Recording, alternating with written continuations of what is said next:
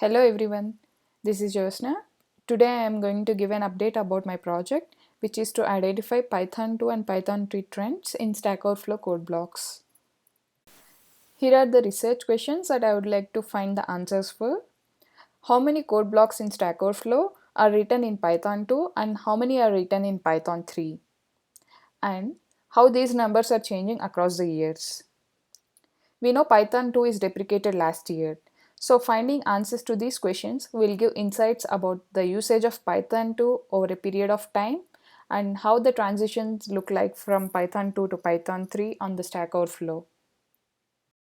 In the next slides, I will be talking about these sections and the progress that I have made so far. In order to answer the research questions, we need the Stack Overflow data. Stack Overflow basically stores all of its data in a relational database. It creates a weekly dump of this data and makes it available to the public. This data can be queried directly on the Stack Exchange Data Explorer site, but there is an output limit of only 50k rows. Also, I couldn't find clear documentation for the schema. So due to these limitations, I decided to use SOTorrent dataset. SOTorrent basically restructures the data dump from the Stack Overflow for querying the post easily, and it describes the schema in detail. Here is a quick glance at the schema of the SOTorrent dataset. The tables in gray are added on top of the original Stack Overflow dataset, which makes it easier for querying the posts. Now I need to find the tools and ways to extract the right data from the dataset for further analysis. I realized SOTorrent dataset is already available on BigQuery. BigQuery is Google's cloud-based data warehouse. The advantage of using it is I don't have to download the dataset onto my local machine. Instead, I can run all these queries on the cloud version. Also, this is much faster and easier for me. This is the BigQuery workspace in my browser. This SQL query filters all the answer posts for the Python tagged questions from the SOTorrent dataset. Using the previous results, this query will find all the code blocks in all of the posts. In the results section, you can see the content column, which shows the Python code blocks. And this is a query that filters the code blocks for each year. From the previous results, I plotted the number of Python code blocks for each year. Stack Overflow started in 2008 and contains 736 Python related code blocks in that year. This number kept gradually increasing over the years. In 2020, the count is low since the dataset is created from March 15 Stack Overflow data dump. I exported the results from BigQuery in JSON format. This is a sample code block entry in JSON file.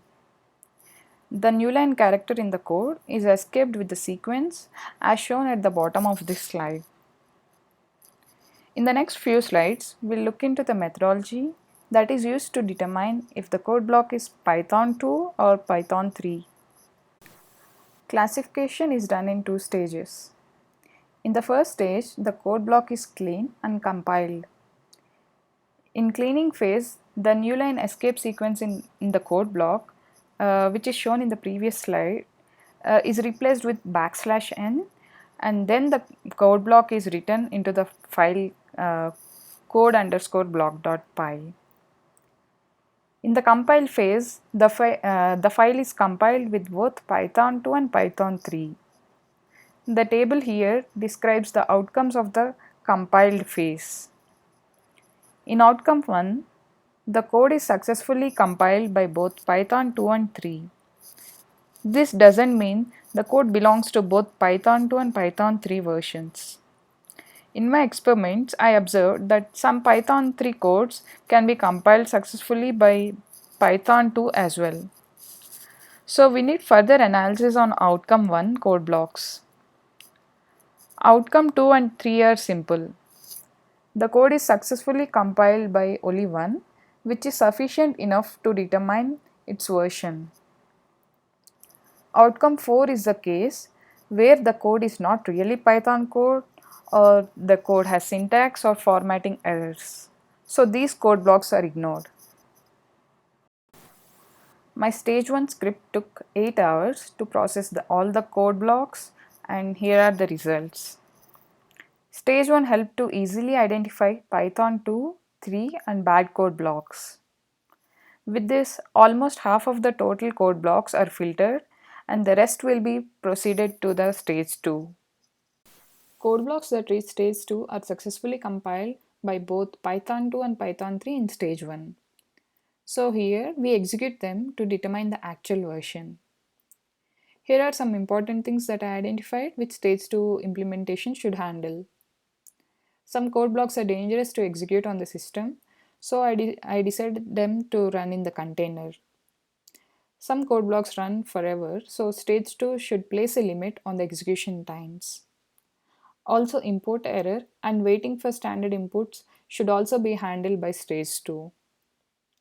I'm currently extending the stage 2 implementation to handle all these scenarios. Results of the stage 2 will be provided in the final report. Here are some of the things that I learned while implementing this project. These are the documents which are referred for the implementation of this project. Thank you everyone.